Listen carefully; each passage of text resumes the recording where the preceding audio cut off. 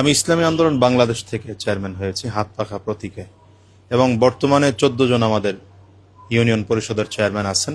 আমি চেয়ারম্যান হওয়ার পরে আমার সম্পদের পরিমাণ মোটেও বাড়ে নাই, বরঞ্চ আমি যা দেখতেছি আমার কমছে। আর কারণ আমি আগে গাড়িতে চলতাম, এখন গাড়ি বিক্রি করা লাগছে, গাড়ি বিক্রি করতে হয়েছে এলাকার জন্য। তো সেই কারণে আমার এলাকার থেকে, আমি তো বলেছিলাম এর আগে আপনার একটা সাক্ষাৎকারে, যে আমি ইউনিয়ন থেকে বা ইউনিয়ন পরিষদ থেকে ওই যে সরকারের বরাদ্দকৃত 10,000 টাকা বেতন, আর এটার হলো কিছু আসে 4,500 টাকা আসে হলো সরকার থেকে, উপজেলার থেকে দেয়, আর বাকিটা ইউনিয়ন পরিষদের ইনকাম থাকলে নিতে পারে। তো আমি এর বাহিরে তো আর নিতে পারি নাই। বাকি আমার মাধ্যমে জনগণ আলহামদুলিল্লাহ অনেক সুবিধা পাইছে। যেমন সুবিধাগুলো আপনার বলেন বয়স্ক ভাতা, বিধবা ভাতা, গর্ভকালীন ভাতা, এরপরে হলো টিআর কাবিখার, এগুলো আমি শতভাগ বাস্তবায়ন করার চেষ্টা করেছি, এবং কারো কাছ থেকে 2-4 টাকা সুবিধা নিয়ে পর্যন্ত তাদেরকে, মানে বেনিফিট নিয়ে তাদের সুবিধা দেওয়া হয়নি।